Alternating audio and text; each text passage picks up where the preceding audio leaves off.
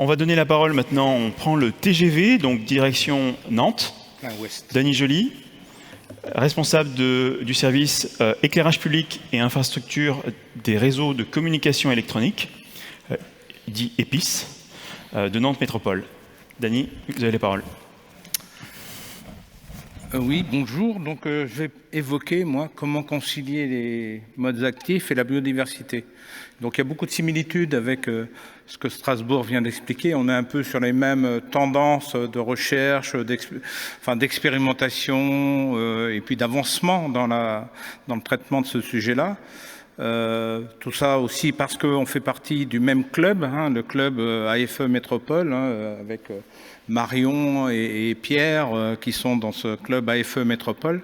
C'est un lieu qui est mis en place par l'AFE et qui nous permet d'échanger justement, et on a des échanges assez rapides, constructifs, et puis chacun y contribue. Donc, je vous fais un petit retour d'expérience ou de situation sur Nantes Métropole. Donc, ce qu'il faut savoir, que la métropole, c'était d'abord la communauté urbaine qui a été créée en 2001 et qui rassemble les 24 communes de l'agglomération. Et dès le début de la création de cette communauté urbaine, la compétence éclairage public a été transférée des communes, des 24 communes, vers le PCI. Donc, on a un historique de 20 ans sur le traitement de l'éclairage métropolitain. Donc c'est une métropole verte et bleue. Bon, on peut deviner pourquoi. On a beaucoup d'espaces boisés, des marécages, des zones protégées. Puis bleu parce qu'on a la Loire et puis ses affluents. Le patrimoine, il est de 95 000 points lumineux. Une facture d'électricité annuelle qui tourne autour des 5 millions d'euros. Bon, ça bouge un petit peu en fonction de nos économies d'énergie et en fonction aussi du coût d'électricité. On est à un taux de renouvellement du patrimoine qui oscille entre 4 et 6%. Et fin 2020, nous étions à 25% de luminaires LED. Nous sommes en train d'élaborer, ou il est élaboré, mais il est en train d'être finalisé, c'est notre SCAL, le schéma de cohérence d'aménagement lumière, donc j'y reviendrai tout à l'heure, avec un fort volet de sobriété lumineuse. On parle de sobriété numérique, de sobriété énergétique, on parle là de sobriété lumineuse, avec une forte implication citoyenne qui est souhaitée politiquement, puisque c'est un marqueur du mandat précédent, mais aussi de celui-ci, un marqueur politique très, très, très important. On a eu le grand débat sur la transition énergétique dans lequel le volet éclairage public, le domaine éclairage public a été expertisé par des citoyens, par un groupe de citoyens. Donc j'y ai participé pour apporter les connaissances nécessaires et suffisantes aux citoyens pour pouvoir apprécier ou appréhender l'éclairage de la métropole.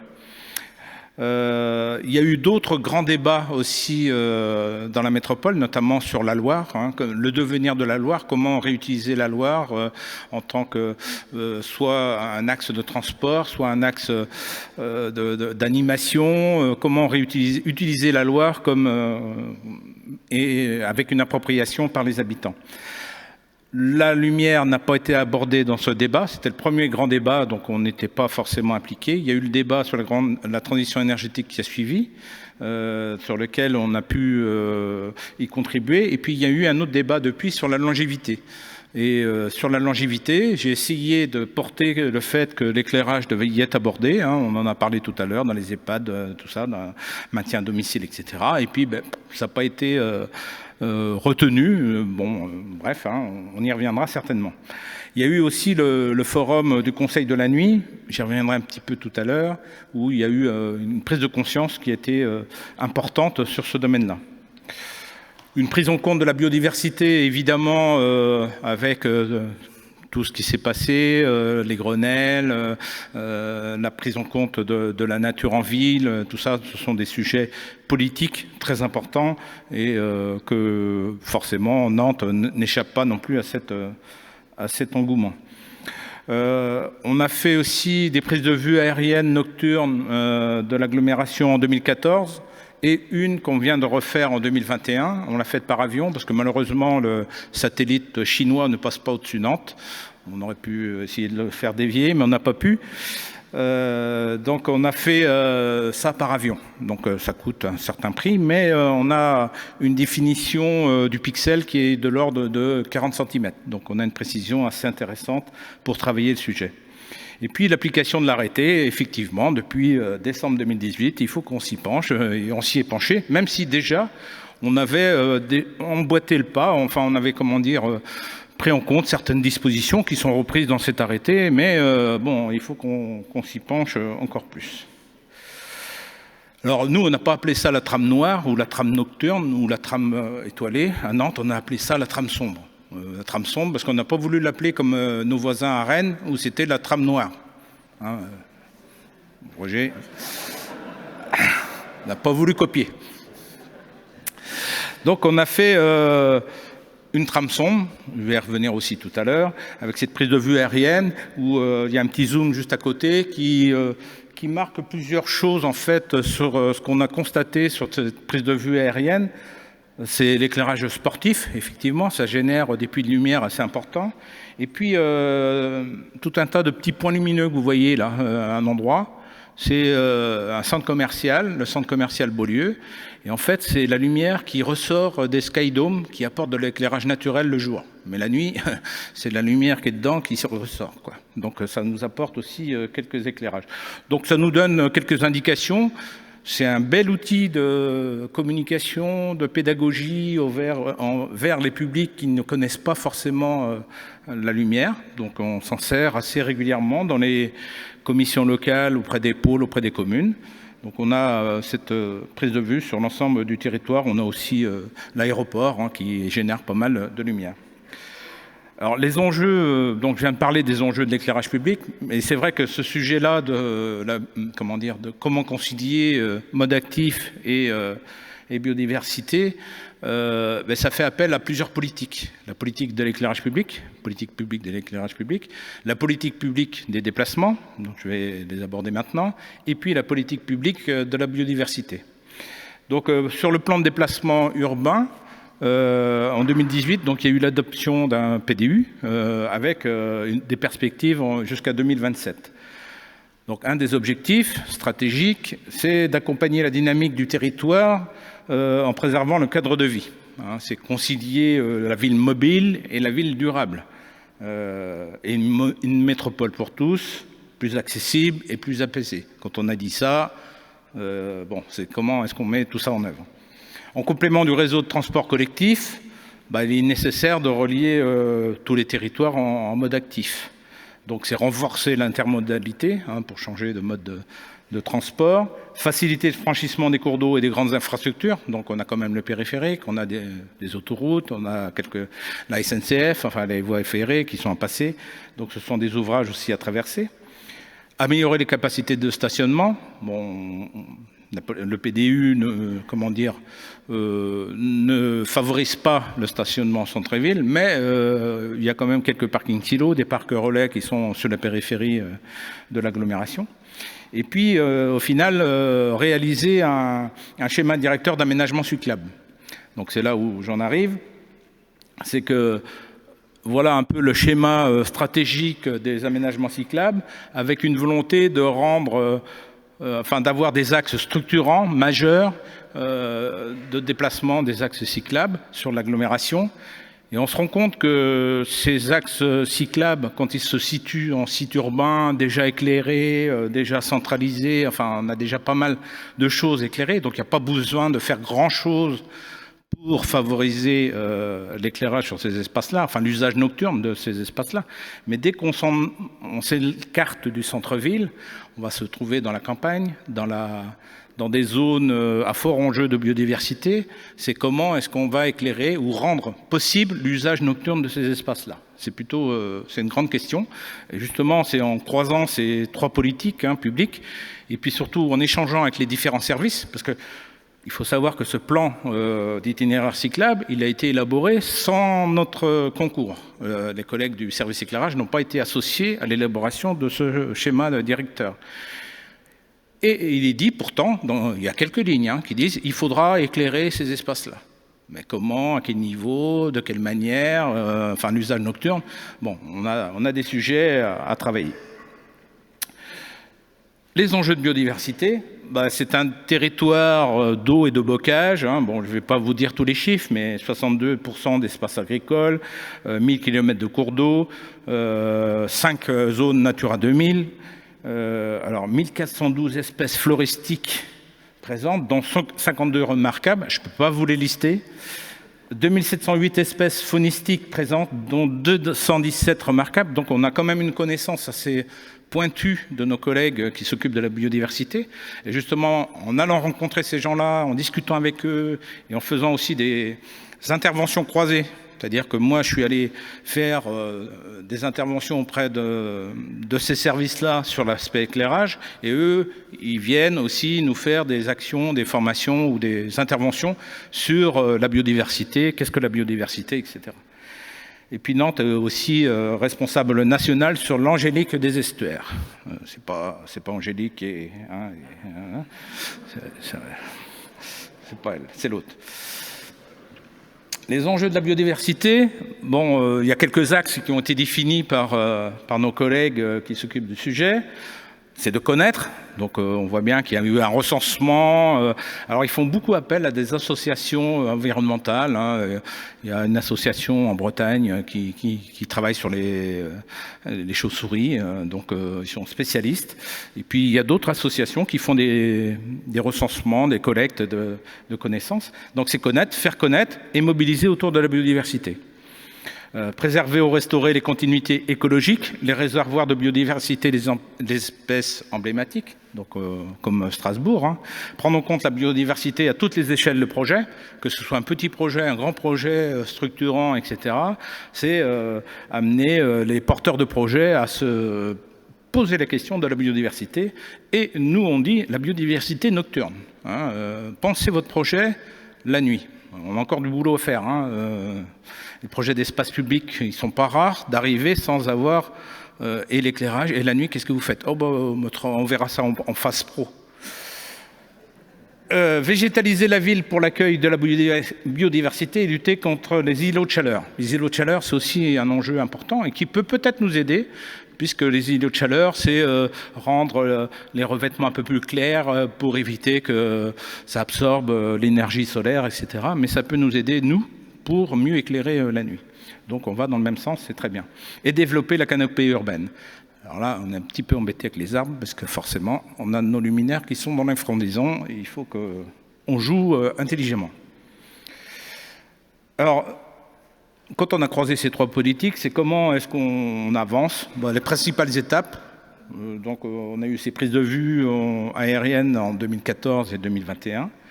En 2012, il y a eu déjà la première commune de la métropole qui s'est engagée dans une démarche d'études, dans une démarche de mise en œuvre de coupure d'éclairage en cœur de nuit, d'éclairage partiel, coupure partielle d'éclairage, enfin vous le mettez dans l'ordre que vous voulez. Et aujourd'hui, on est à 20 communes sur les 24 qui ont mis en œuvre cette politique-là de coupure d'éclairage en cœur de nuit. Grosso modo, les 20 communes coupent l'éclairage entre 0h30 et 5h30. Il y a quelques variantes en fonction des territoires, en fonction des volontés politiques des élus. On avance, alors avec M. Grolier qui est présent ici et qui est notre élu à l'éclairage public, on avance. Nous sommes allés voir les maires pour leur demander d'agir sur ce sujet-là. Et puis on avance tranquillement. On va rencontrer les élus des quartiers nantais très bientôt pour essayer d'avancer sur cette réflexion. En 2013, il y a eu le maire de la nuit, donc c'était plutôt un engouement ou plutôt un engagement civil, je ne sais plus, associatif. Et puis en 2014, il y a eu la nomination d'un élu à la nuit à la ville de Nantes, et avec la mise en place d'un conseil nantais de la nuit sur lequel on a participé, mais on s'est rendu compte que finalement, la nuit, il n'y a pas que l'éclairage comme problème. Il y a d'autres problèmes, bien entendu, et on en est bien conscient. En 2016, on a eu le grand débat sur la transition énergétique avec ce volet éclairage public où 5 citoyens, donc c'est pas nombreux, vous me direz, mais 5 citoyens ont évalué la politique éclairage public de la métropole. J'y ai contribué un petit peu pour leur expliquer comment ça fonctionnait, ce que c'était qu'une lampe à décharge, comment ça s'allumait. C'était pas en appuyant sur un bouton, enfin bon, bien expliquer comment ça fonctionnait. Et puis ce groupe de citoyens a remis un rapport et nous a confortés quand même sur nos engagements, sur la réduction de la puissance, sur la coupure d'éclairage en cœur de nuit, enfin sur tout ce qu'on faisait. Donc c'est très bien. Et il s'en est suivi derrière un engagement qui a été repris dans la feuille de route de la transition énergétique, que j'expliquerai aussi demain. Donc pour ceux qui ne restent pas, tant pis. J'expliquerai demain quand on parlera de l'extinction des vitrines et des enseignes. En fait, il y a eu un engagement avec des actions sur l'éclairage public, mais pas que, sur l'éclairage des vitrines, sur l'élaboration de la trame sombre et puis sur l'accompagnement de sensibilisation auprès des entreprises, des commerçants, sur l'éclairage nocturne. En 2018, on a fait une étude exploratoire avec le CEREMA pour étudier la méthodologie d'élaboration d'une trame sombre. Donc on a bien travaillé avec ces gens-là, avec à partir de tous les éléments qu'on pouvait avoir à notre disposition, donc la prise de vue nocturne, comme à Strasbourg, notre patrimoine éclairage public, comme à Strasbourg, et puis toutes les connaissances sur le sol par rapport aux zones protégées, les corridors écologiques, les réservoirs écologiques, etc. Plein de mots que je ne connaissais pas. Donc, ils ont travaillé là-dessus, puis ils nous ont élaboré cette trame sombre. Ensuite, on avait un objectif, comme je vous l'ai dit tout à l'heure, c'est de passer de 2 SDAL. On avait 2 SDAL sur la métropole, un SDAL pour Nantes qui date de 93, et un de 99 sur Rosé. Voilà. Et donc de passer de 2 SDAL à un SCAL métropolitain pour couvrir l'ensemble du territoire. Et puis pour élaborer ce SCAL, on s'est appuyé sur un thésard, un chercheur qui est venu dans notre service, qui a occupé à 50% un bureau que j'avais à côté du mien, dans le cadre d'une convention CIFRE, et qui a établi sa thèse sur la pédagogie de la sobriété lumineuse. Donc c'est Nicolas qui est intervenu ce matin sur l'éclairage. Et puis l'éclairage public, effectivement, il y a 3 axes importants qu'on travaille en permanence. C'est l'axe temporel, l'axe technique, comment est-ce qu'on travaille le volet technique, et l'axe spatial.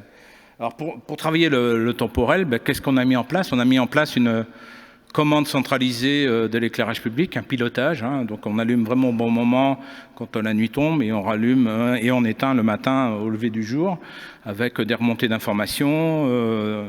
Donc on a mis ça en place. Et puis on essaie aussi de faire en sorte d'avoir de la maintenance décarbonée. Déjà 15 minutes. Et la coupure d'éclairage en cœur de nuit. Et puis sur l'aspect spatial, c'est tout ce qui est autour des projets d'espace public. Donc j'ai mon collègue qui est là et qui intervient régulièrement en revue de projet, où tous les projets d'espace public passent un peu dans une instance de partage où l'éclairage public est bien entendu visé. Et puis la technique, tout ce qui est la technologie LED, la détection de présence, on y regarde et on fait aussi de tout ce qui est là-dessus. L'élaboration de la trame noire, donc la voilà, ça y est, elle est actée, donc elle va venir comme couche d'alerte pour les projets, et sur lequel, dès qu'il y aura un projet d'aménagement, hop, on est dans la trame noire, dans la trame sombre plutôt, pardon. Et puis à ce moment-là, il y a des préconisations qui sont indiquées sur la température de couleur, sur la temporalité, enfin tout ça. Et on voit bien que sur le petit extrait, le petit zoom à côté, c'est les points d'éclairage existants. Donc il va falloir qu'on s'intéresse à l'existence sur ces espaces-là qui sont de véritables. On voit qu'il y a des points lumineux qui coupent ces corridors écologiques ou ces espaces à enjeu de biodiversité. C'est comment est-ce qu'on va les traiter? Est-ce qu'on va les supprimer? Est-ce qu'on va les adapter? Voilà, il va falloir qu'on y réfléchisse et qu'on engage un plan d'action là-dessus. Et puis de l'expérimentation au déploiement, on expérimente aussi, mais il faut évaluer, c'est pas évident. On a fait un test d'éclairage d'un cheminement piéton en bordure de cours d'eau avec un éclairage à 1000 Kelvin. Et oui, à 1000 Kelvin, on a osé. C'est rose, rose. Donc, mais est-ce que l'impact sur les espèces est vraiment là? C'est des questions qu'on se pose. On travaille avec le CEREMA pour évaluer ce projet-là. L'impact sur l'usager, bon, on l'a mesuré, mais très rapidement. Hein. En fait, on a interrogé des gens qui passaient. Ça ne les gêne absolument pas. On a fait aussi la troisième photo en bas à gauche. C'est dans un cheminement piéton, ou plutôt doux, ou mode actif, qui passe au travers d'un bois. Et on a fait de l'éclairage à détection de présence avec un niveau bas à 10%, et puis on monte à 80% dès qu'on a de la détection. Et la quatrième image, c'est un test sur un futur projet d'aménagement de pistes cyclables qui emprunte une ancienne voie ferrée. Et on a fait de la peinture luminochrome pour voir déjà, pour que les gens qui tournent autour du projet, qui travaillent sur le projet, appréhendent ce dispositif-là.